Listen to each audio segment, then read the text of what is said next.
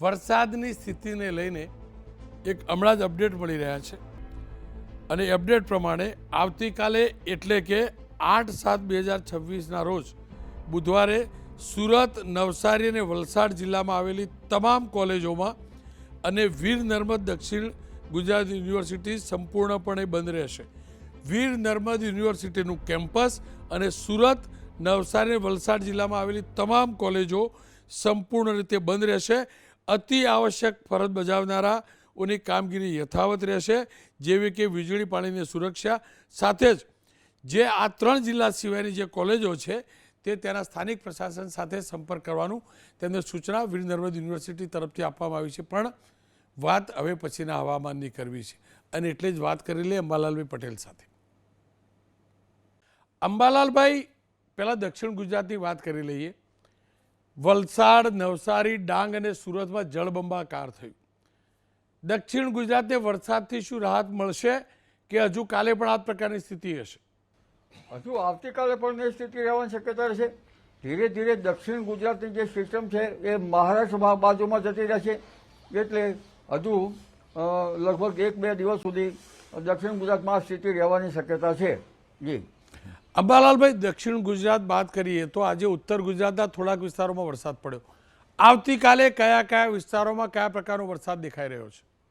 હજુ આજ રાત્રે પણ વરસાદ પડવાની શક્યતા રહેશે. જે હળવા દબાણની જે સિસ્ટમ હતી, લો પ્રેશર, એ હવે લગભગ નજીકમાં આવતી રહેશે. એટલે હજુ પણ ઉત્તર ગુજરાતના કોઈ ભાગમાં વરસાદ પડવાની શક્યતા રહેશે.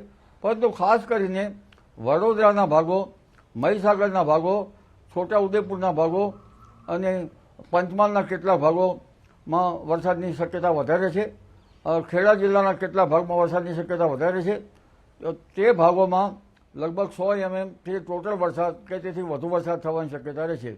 એટલે આ જે મધ્ય ગુજરાતના જે ભાગો જે છે એમાં 4 ઇંચ કે તેથી 5 ઇંચ જેવો વરસાદ થવાની, કુલ વરસાદ થવાની શક્યતા હજુ રહેશે. હજુ સાબરકાંઠાના ભાગોમાં વરસાદ થવાની શક્યતા રહેશે અને અરવલ્લીના ભાગોમાં વધુ વરસાદ થવાની શક્યતા રહેશે. મહેસાણાના કેટલાક ભાગોમાં હજુ પણ વરસાદ થવાની શક્યતા રહેશે. એટલે હજુ લગભગ ઉત્તર ગુજરાતના ભાગોમાં ઘણો વરસાદ ઓછો છે, તે જ ભાગોમાં વરસાદ થવાની શક્યતા રહેશે. હજુ કેટલાક એવા ભાગો છે જ્યાં વાવણી લાયક વરસાદ થયો નથી, તે જ ભાગોમાં પણ વાવણી લાયક વરસાદ થવાની શક્યતા થોડા ઘણા ભાગોમાં રહેશે. જી અંબાલાલ કાકા, કચ્છમાં વરસાદ નહીવત છે, શું કારણ અને કચ્છમાં કેવો વરસાદ પડશે હવે? કચ્છમાં લગભગ રાપર ને એ ભાગમાં વરસાદ પડવાની શક્યતા છે. ખાવડામાં કદાચ વરસાદ ઓછો રહેશે. કચ્છમાં છૂટો છવાયો વરસાદ થવાની શક્યતા હજુ રહેશે. ઉત્તર સૌરાષ્ટ્રના ભાગોમાં વરસાદ થવાની શક્યતા રહેશે, જેના કારણે કચ્છના ભાગોમાં છૂટા છવાયા ભાગોમાં વરસાદ થવાની શક્યતા રહેશે. કારણ કે કચ્છમાં વરસાદ નહીં થવાનું મુખ્ય કારણ જે પશ્ચિમી વિક્ષોભ આવતા હતા તે લગભગ પાકિસ્તાન તરફના હતા. કોઈ સાયક્લોનિક સર્ક્યુલેશન નજીકમાં બનતું નથી.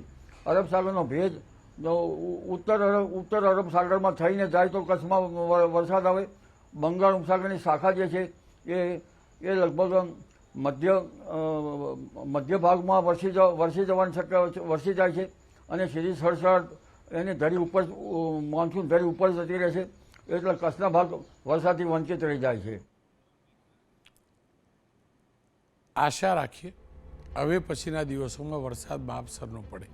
જ્યાં વધુ પડી ચૂક્યો છે, વધુ ખાબકી ચૂક્યો છે, ત્યાં વરસાદ ખમૈયા કરે અને જ્યાં જરૂર છે ત્યાં માપસર, પ્રમાણસર, સત્વરે વરસાદ પડશે.